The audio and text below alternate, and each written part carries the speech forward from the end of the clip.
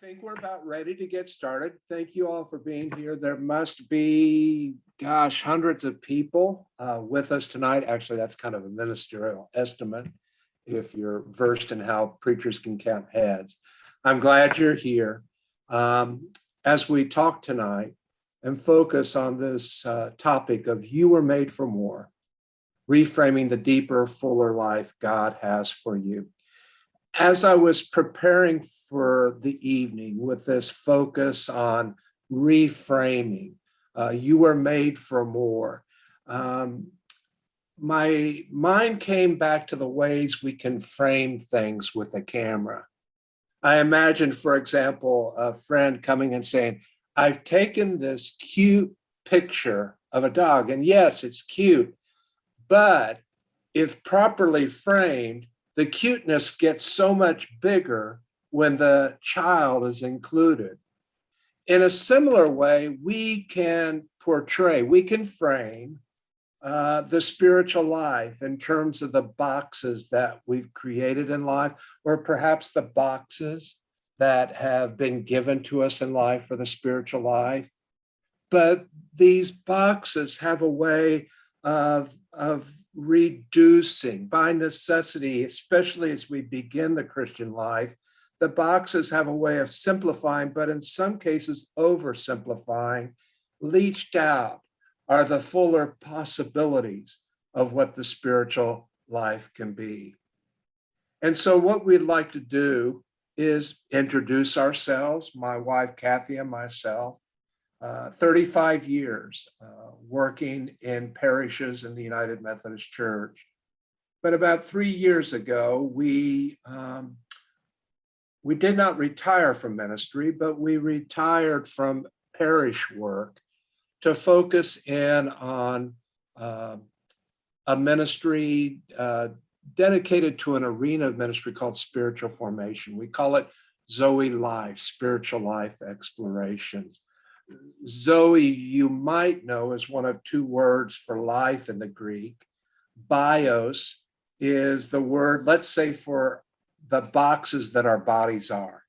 Bios life is our eating, breathing, sleeping life in our bodies. You can see the word biology there. Zoe is that deeper quality spiritual life. When Jesus says in John 10:10, I came that you might have life, he doesn't use bios. The word there in the Greek is zoe. I came that you might have richer, fuller, deeper spiritual life. And so Zoe Life Explorations is Kathy and my venture post-parish ministry, now focused in on what we can do to bring deeper quality spiritual life to individuals across the stages of life. So in the next 45 minutes, what I'd like to do is I'd like to acknowledge what I think is obvious, that most of us walk with a yearning for more, not just in the church and in our spiritual lives, but in life in general. Acknowledging this or help clarifying it, I'd like to then identify the ways that we might reframe the fuller life and living that God has for us. Doing that, one, by acknowledging the limits of the boxes we might have built or been given in life. At the same time, though, I want to affirm the value of these boxes, including the box which is the church. They all have a place, and they continue to have a place in our lives. But in addition to acknowledging these boxes, I want to affirm fresher, fuller possibilities that build upon, that expand beyond these initial constructions and boxes. And finally, I want to point us to some practical resources, some materials, as well as some practices that can facilitate this reframing in our lives and our living, that can help develop some traction in moving forward into that fuller life and living God has for us. In our work with Zoe Life early on, there were some things we thought might be helpful. Among them, create one of those 2-minute videos that can convey our mission and the essence of what we wanted to do in the church and in the lives of individuals. I won't share that video with you, but I would share some questions, some themes, some metaphors that emanated from that video work. The first video we created was actually 6 minutes, so I had to edit it down from that 6 to 2. But some of the themes that popped up are true to the calling in our hearts. I borrowed from Henry Nouwen, um, and questions that he brings up in some of his writings. Are you home tonight, for example, is one of his writings. The question itself, are you home tonight, resonates with the questions that the mentally handicapped that he was working with at a facility called La Arche in Canada. He said the recurring question being asked of the residents that he was working with is, where's your home? And are you home tonight? This sense of home, of longing to come home, really speaks to the heart of what I want to do in ministry. And embedded in these are questions of, where are you really living? And at the end of the day, where are we really going to be at home? Now, to these kind of questions in that introductory video, there was also a metaphor of what I had seen ministry increasingly become for myself as an elder in the United Methodist Church. I gravitate to a metaphor from the old Ed Sullivan show. Maybe you remember the routine of the guy spinning the plates, running frantically from one end of the stage to the other. And then there might be bowls that he was spinning on the table in front of him. For me, more and more ministry was a matter of keeping all the plates spinning. And this notion of prayer and spiritual practices was one of the plates, but it was just one of many plates and often neglected as the tyranny of the urgent would set into ministry. And I believe that this metaphor was operative, not just for me. I think it resonates with clergy. I think it resonates with the laity, the lay people in our church, that increasingly ministry is more and more about busyness as opposed to some of these important spiritual matters, including silence and solitude and the disciplines of looking within our lives and not just outside. Among the metaphors I used in that video was something from C.S. Lewis. He talks about being in a gallery of statues. And the statues, he argued, or he said, statues in themselves represent bios life. And Zoe life is when those statues, can I get it to play again? Yeah, those statues come to life. I love that lady's reaction.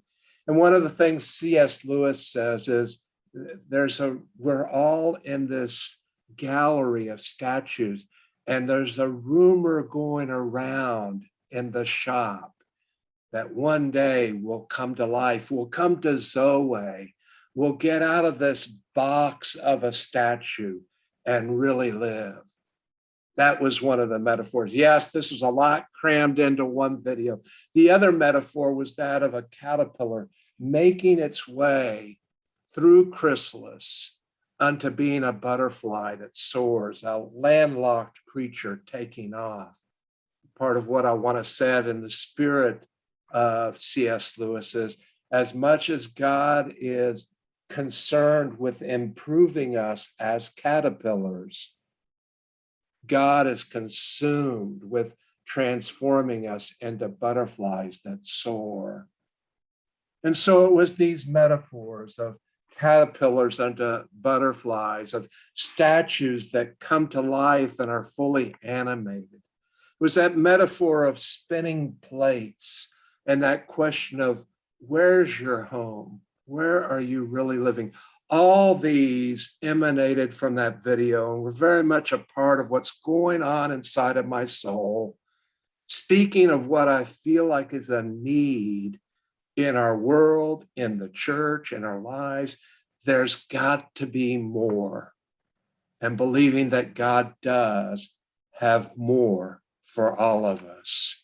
And so Zoe Life Explorations was born of this vision, this passion for wanting to discover, live, share the deeper, fuller Zoe life that God has for us all.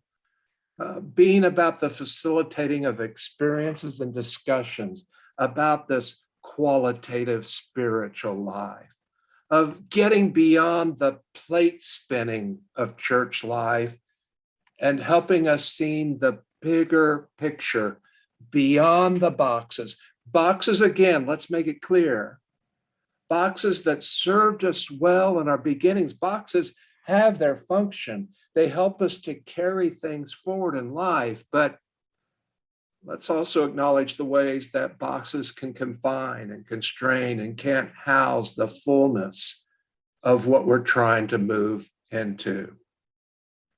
And so in tonight's discussion and presentation, I'd like for us to explore ways that we can reframe the Christian spiritual life in such a way that we don't negate where we've been, but we're able to reframe the possibilities, especially those at midlife and entering the second half of life.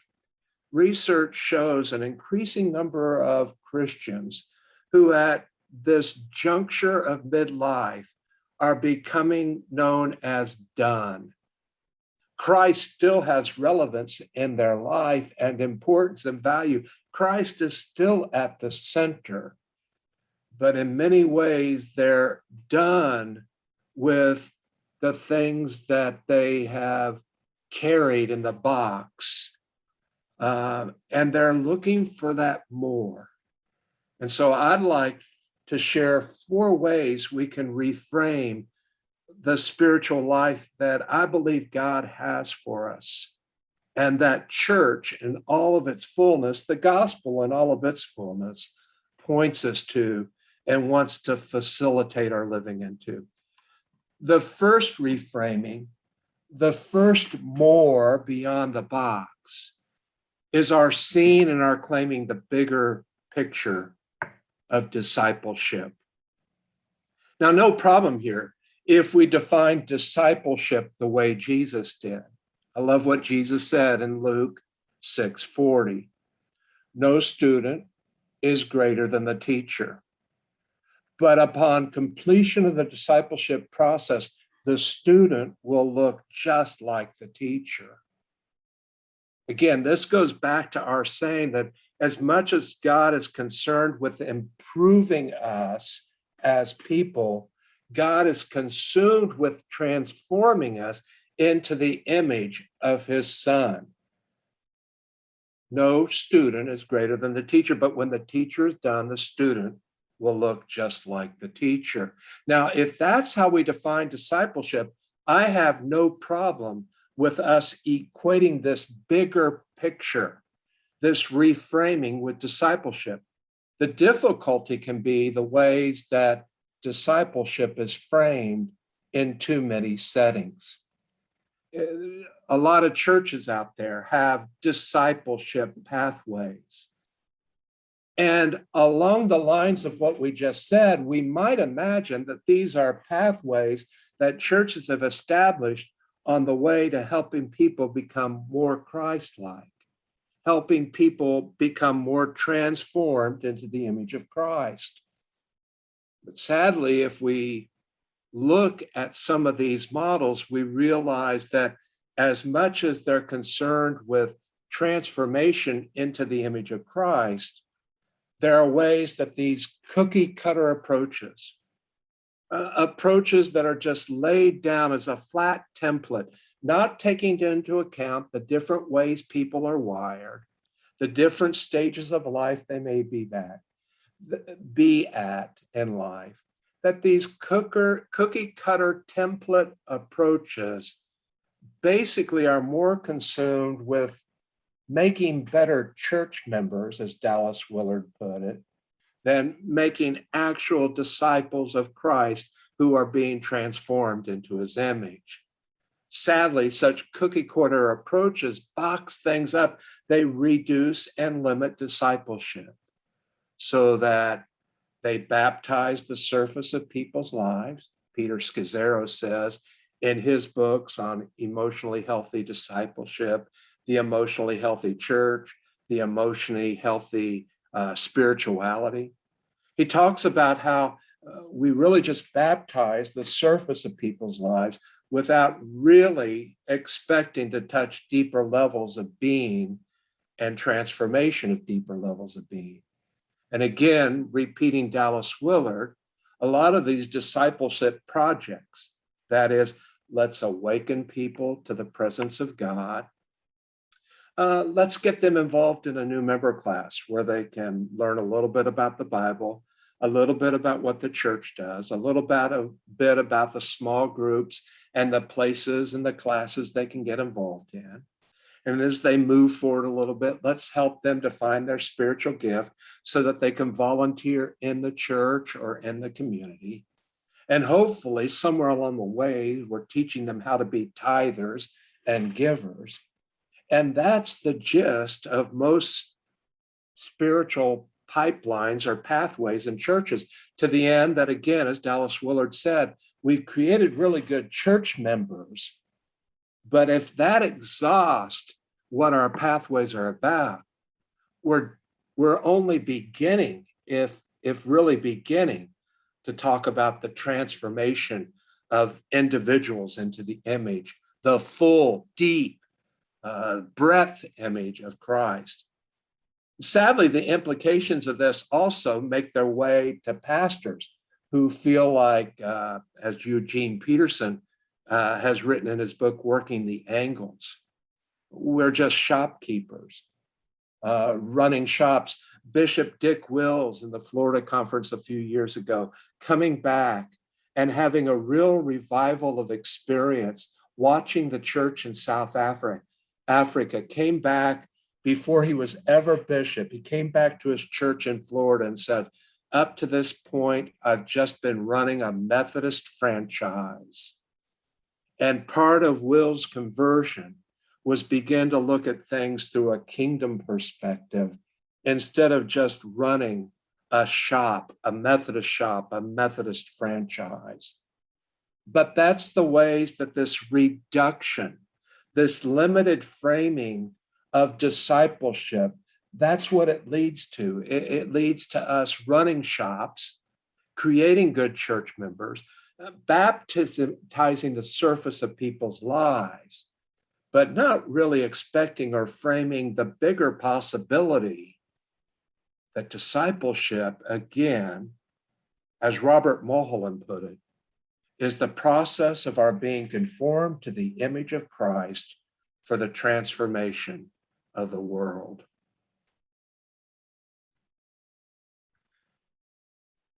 Stage of faith discussions. A contemporary one is The Critical Journey by Janet Hagberg and Robert Gulick. But frankly, we're going to find just echoes of this throughout church tradition. Teresa of Avila in her Interior Castle and the discussion of stages of faith. We'll talk all about how the early stages, that recognition of God, that life of discipleship, but discipleship now narrowly reduced to learning the Bible, getting in a small group, coming into worship, and then that productive life, finding a place to volunteer, whether it's in the church or in the community. All of this, it resonates with the first part of our spiritual journey and is largely governed and housed in the box, which is the church. Again, let's not belittle that. It serves its place and is a value. Even as we move forward, the church is always that center for us of life and living.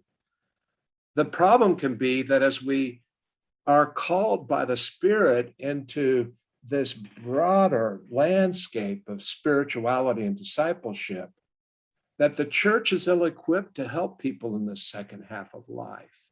In fact, in some ways, people in the second half of life can begin to ask questions and even frame God in new, deeper, fuller ways that people in the first half don't understand. And again, it's this reduction of church life to the first few stages. In fact, I'll just put a footnote here. Stage 1, 2, and 3, as Hagberg frames it, well, Saddleback Church, Rick Warren is all over that.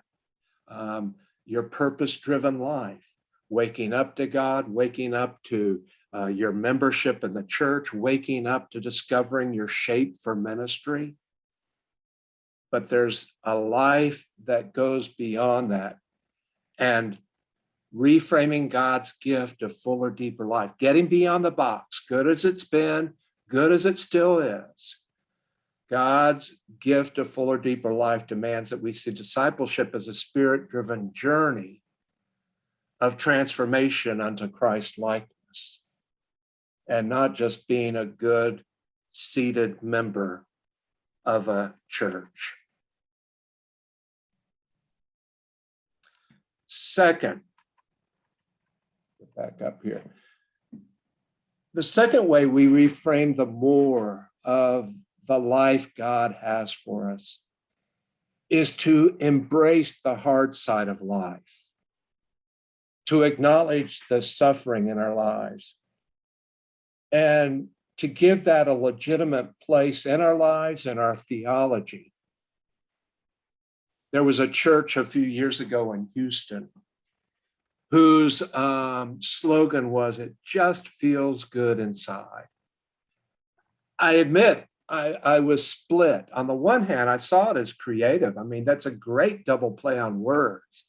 It feels good inside the sanctuary, and after you leave the sanctuary, you just feel good inside. So on the one hand, one part of me said, well, that's pretty good marketing and pretty good play on the words.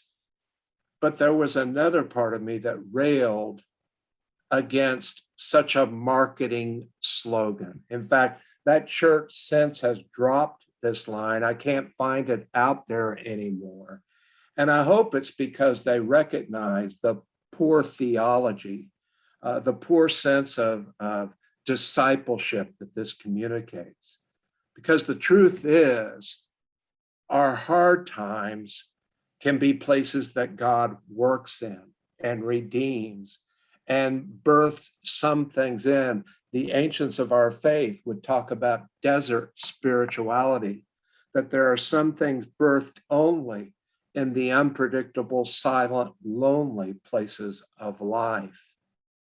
A few years ago, I was an associate pastor at a church. I offered a Mother's Day prayer, and it prayed for those, it thanked God for those with good mothers, good relationships. But that prayer went on to speak of the full possibilities for those that I thought might be in the sanctuary.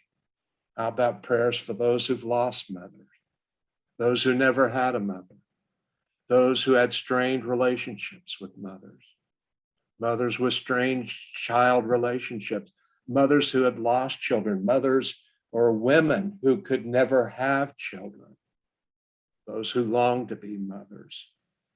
Yeah, it was a full prayer.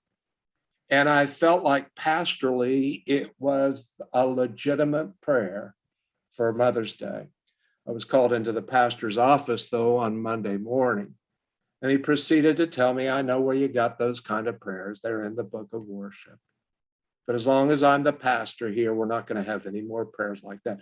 The so-and-sos were quite upset. I mean, we need to realize, he concluded, people come to church here on Sunday morning because they want to feel good. So that this notion of stuffing the hard side of life, bearing it, is still embedded in our psyches and the psyches of our church.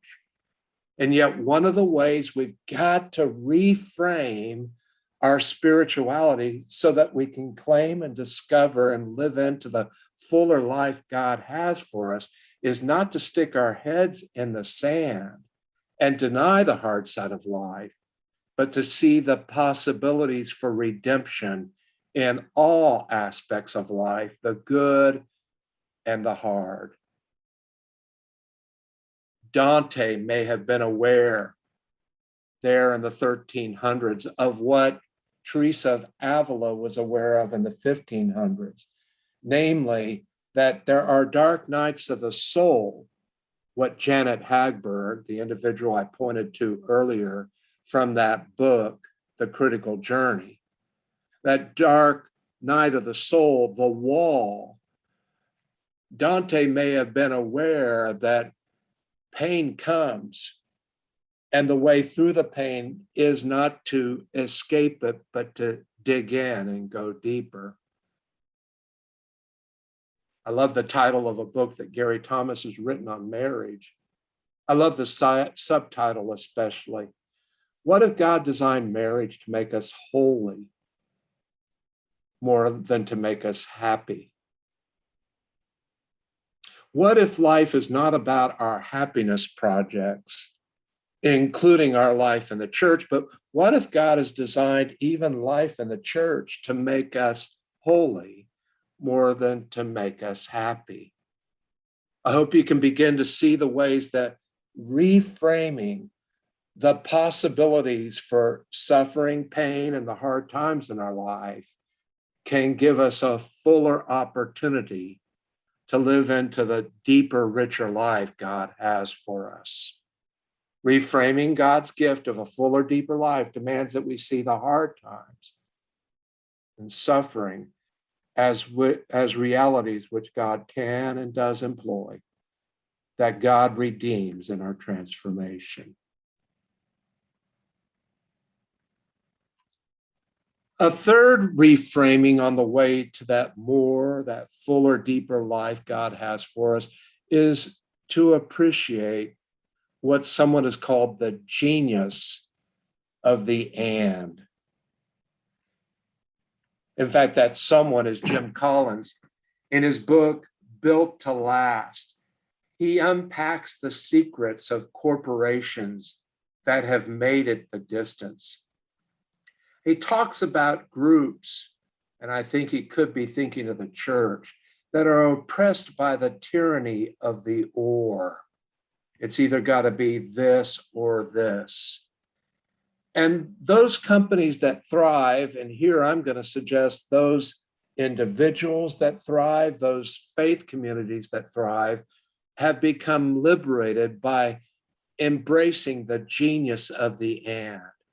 Instead of choosing between A or B, they figure out a way to have both A and B. Father Richard Rohr will talk about the beauty of looking at life through that third eye that gets us beyond the both or either or type ways of framing life. In church life, what this can look like is I've seen too many people, in fact, I was there, that divided life into a series of pie slices. And one of those slices there at the bottom was the church, which could easily be reduced to our spiritual lives. I love this graphic from Harry Wendt, though, because instead of seeing life as a series of pie slices of which church or spirituality is one, what if we acknowledge that Christ and spirituality are at the heart of it all? That Christ and spirituality infuse all the dimensions of our life. Again, to borrow from Father Rohr, it all belongs. It's all spiritual. Christ is the key ingredient that infuses the whole pie. And so the genius of the and in our spiritual life keeps us from reducing things into slices, into silos, but confusing as it can be, begins to start embracing paradoxes so that my spiritual walk is about God and me, but it's also about me and community. Note, by the way, how this rules out that Lone Ranger spirituality where I can do it all by myself. Keeping the paradoxes, the genius of the and going. The church is brick and mortar. Yeah, let's embrace that. Let's appreciate it. But church is also so much more than brick and mortar.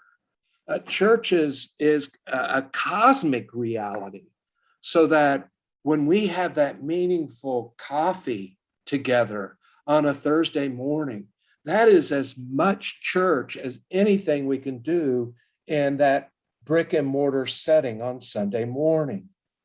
Or how about this paradox, that our spirituality is about the Bible, yes, but because we might be Wesleyan, we also understand the value of tradition, experience, and reason.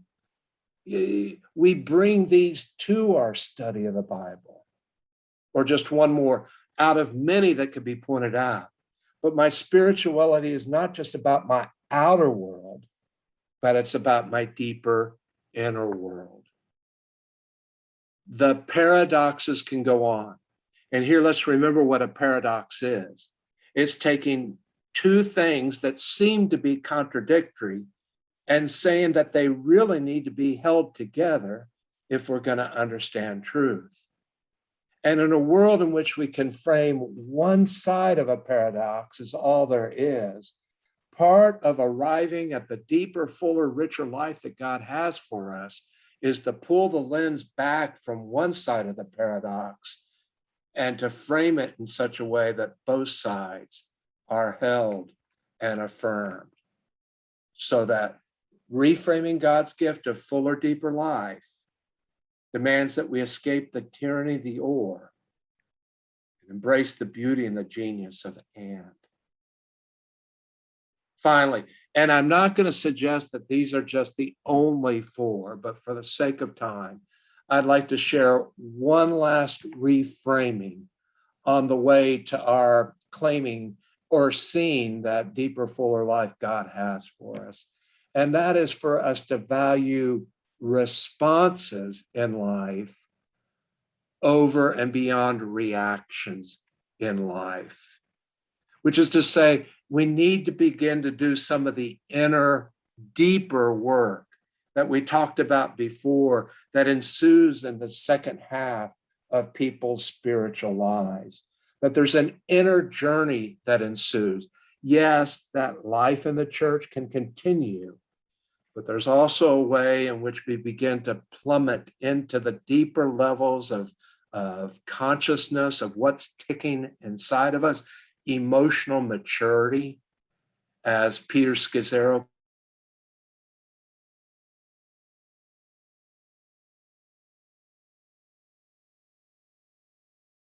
across this graphic on the internet, behind this anger, came across this graphic behind anger might be, and look at all the feelings down there. Of course, I played with the graphic and we might say behind all those feelings might be anger, because I really don't know sometimes which comes first, my hurt, my shame, my guilt, or my anger. They kind of ride together on a tandem bike. And so I almost just want to say, let's not get into the argument of which comes first, the chicken and the egg, or the anger and the guilt, shame, fear. Let's just say they're riding partners. But part of what we want to say here in this reframing is the importance of just not reacting out of anger in a situation, which is that reflexive response that's kind of wired into our reptile type nature.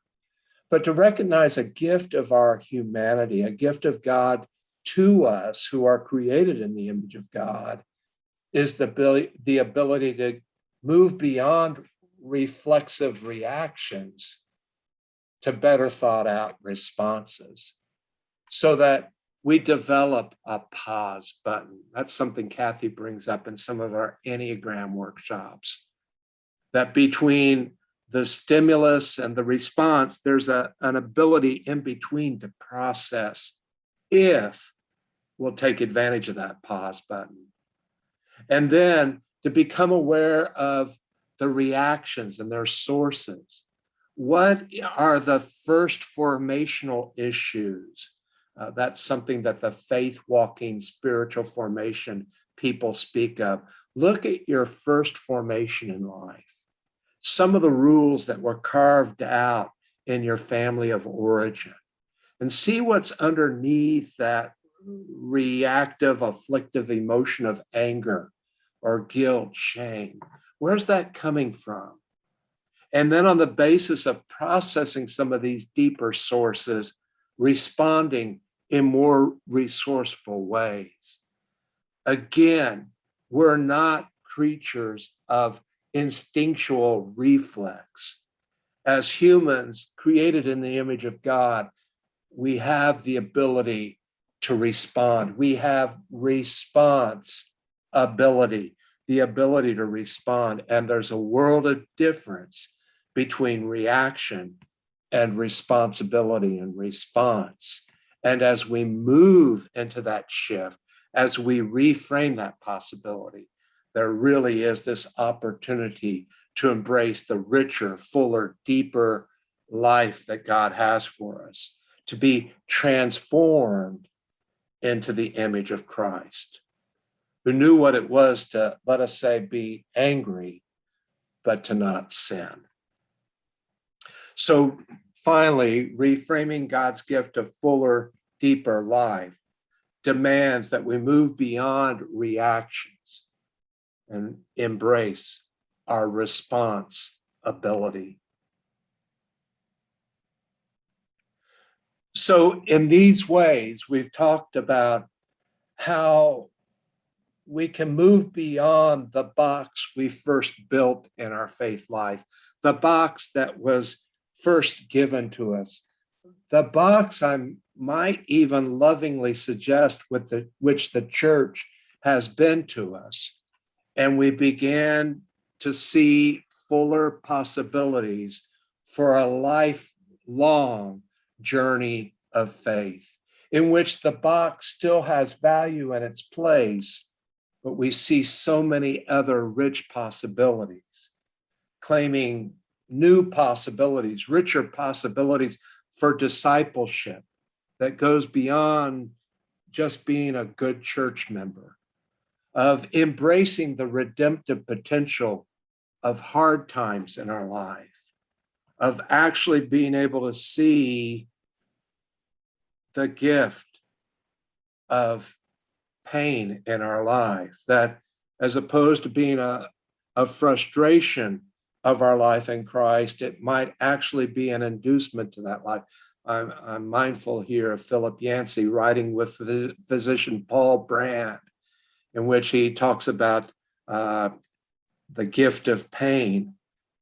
Paul Brand was working with lepers, and he realized that the reason why people with leprosy were losing appendages was not the nature of the disease, but it was the nature of not having the registration of pain, because the ways that leprosy ate away at their nerves. And what was happening, because they could not detect pain, the vermin at night were, I apologize, but eating those appendages, but unbeknownst to them, because they could feel no pain. Could it be at the spiritual level that God has given us pain actually as a gift, as a way of indicating in our lives that something's wrong, something's broken, something's disconnected, and to try to anesthetize that pain, or to walk in a faith that just says, we need to flush away the pain. It's about feeling good. Can you begin to see the redemptive potential of that reframing of the difficult times of life? There's the reframing of shifting from a dualism, putting things into silos, and bringing them together into rich and meaningful, though mysterious, paradoxes. And finally, the reframing of responsibility over reactivity. So to review, I told you in the next 45 minutes, I wanted to acknowledge the obvious that most of us walk with a yearning for more in life and in the church. Then I wanted to identify the ways that we might reframe the more, the richer, fuller life and living God has for us. But finally, I said that I wanted to point you to some practical resources that are available, some materials, some practices that can facilitate this reframing in our lives. But not just facilitate the reframing, but actually give us traction in moving forward, I believe, into this richer, fuller life that God has for us. Now, I can't unpack this too fully, too deeply, but I can begin to spell out some possibilities that you might want to play with later or that we can talk about later. The basis for what I'm about to share with you comes from Corinne Ware's Spiritual Types. She's got a great book through the Alban Institute entitled Discover Your Spiritual Type. It's a great resource for those in the ministry, which is spiritual direction. And basically, she acknowledges 4 types. She even has an inventory that individuals can take. And it helps you to detect where your bias and your preferences in your spiritual life. The point ultimately, though, is not to be just content with where you are, but to see the value of all the types. And here I would suggest that among the practices, there are practices involved in each quadrant that can bless and enrich us to seeing the fuller life and getting traction in and towards that fuller life. For the theologian there, type 1, it's any number of studies. There's a lot of great books. I've pointed to a lot of these. Peter Scazzaro, The Emotionally Healthy Church, Emotionally Healthy Discipleship, just being about that study. In type 2, though, there's more of a heartfelt. It goes beyond the mind and touches the heart. And there's a gathering of people in our lives, of being in community, of having spiritual companions, as an example. The type 3 is more of a mystic. And here we might enjoin and we might encourage an engagement of more contemplative practices. Father Keating would invite us to centering prayer. Finally, type 4 is more of a socially active, serving, pursuing justice in the community, rolling up the sleeves and working at a food pantry to feed the world beyond our immediate associations. Now, is it one or the other? No, I believe that God's richer, fuller life is found and we get traction in the reframing as we begin to explore, as we begin to flesh out possibilities for our spiritual life in each of these quadrants. And if you allow me just to push this idea just a little bit further, if you'll see this as 2-dimensional, let me add a 3rd dimension. Where is that? A 3rd dimension with another axis that rounds it out. And this time, I just want to suggest for each of these types, there are individual personal things we can do that are very private just to our interior work as souls. But on the other side, there are communal and corporate disciplines and practices we can be about, so that for each of these types, there are more private things we can do with God one-on-one, and then there are more communal things we can do with brothers and sisters in Christ who are on the journey, so that there's a richer spelling out of practices in all of these quadrants on a personal and on a corporate level. I wish we had more time to unpack this, but I want to suggest these possibilities, to say that this deeper, fuller life that God has for us is not a pipe dream, but there are real practical handles we can take hold of to move forward and get traction in that kind of life of living in this world, on this side of the veil.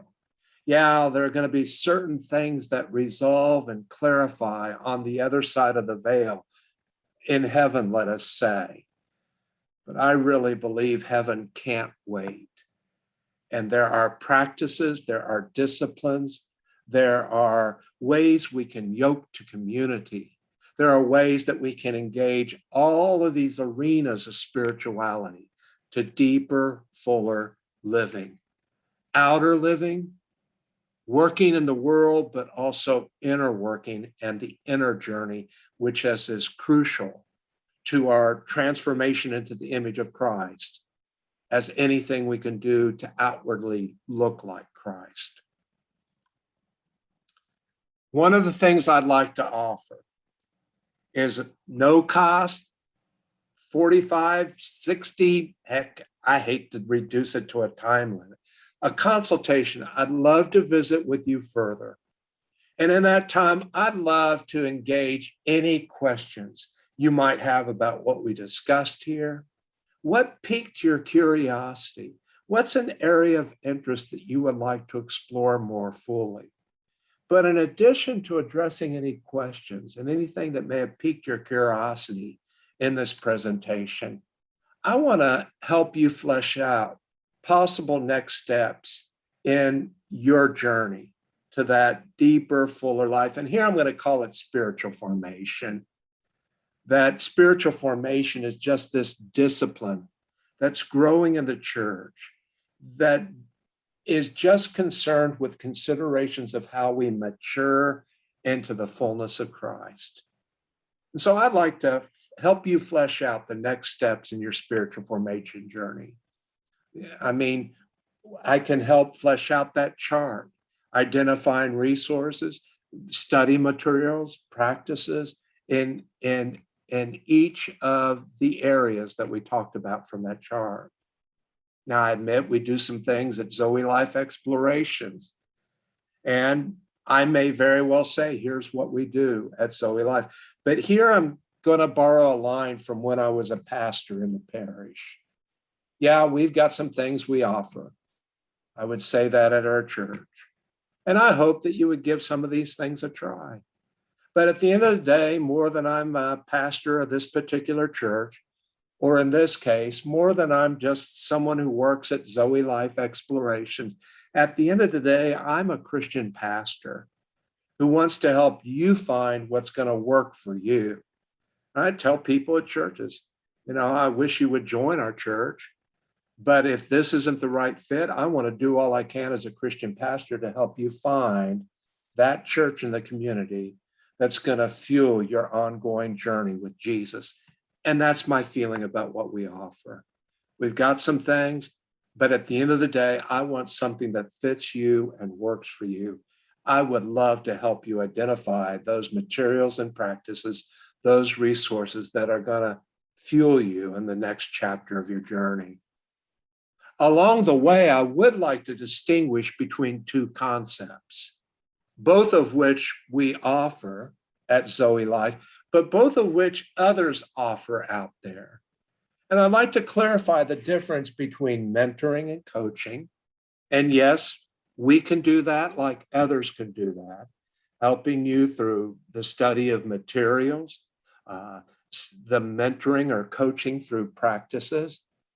But there's another discipline that can be equally helpful to people that's not quite so directive in spite of its name.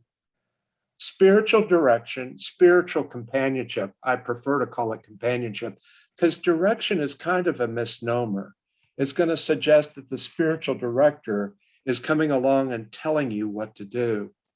But spiritual direction is much more a ministry of listening, just being a presence in your life who is by prayer and presence bringing the Holy Spirit into a setting in which you can hear God's call for your life in deeper ways.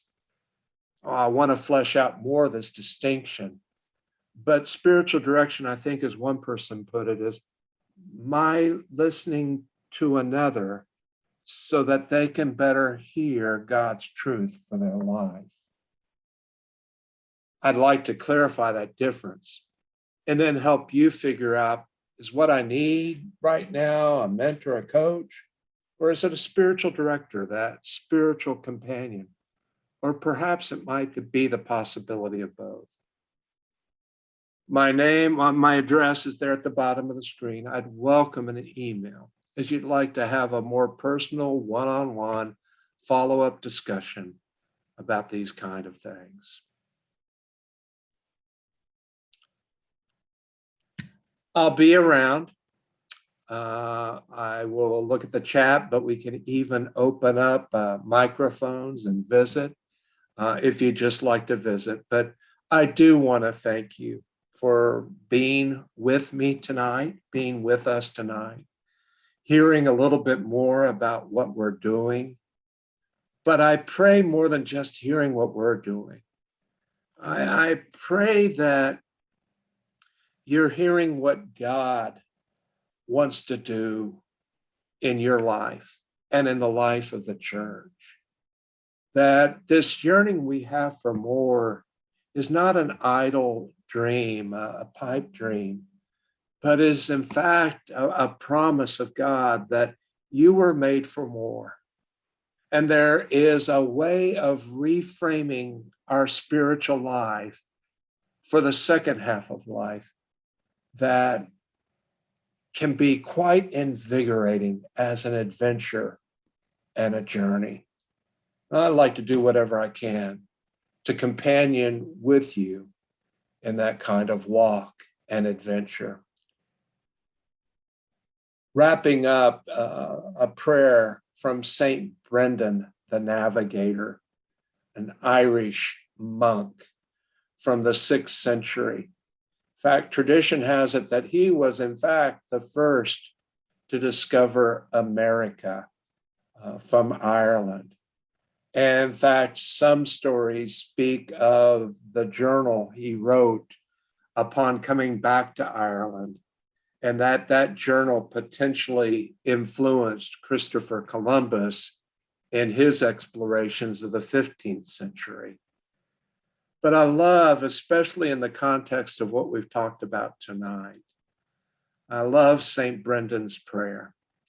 And I'd invite you to make it your own as we move forward with our days and evenings.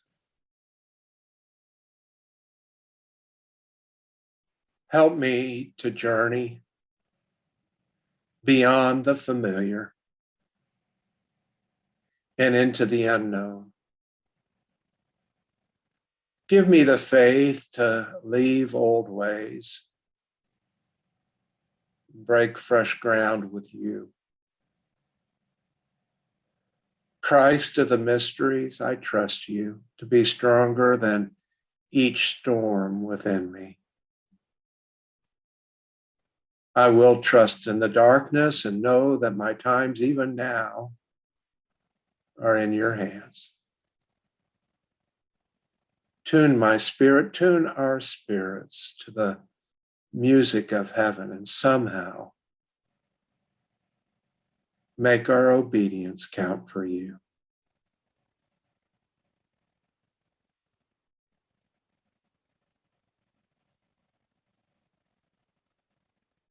In the name of the Father, and the Son, and the blessed, ever-blessing Holy Spirit. Amen. Thank you all for being with me tonight. God bless you.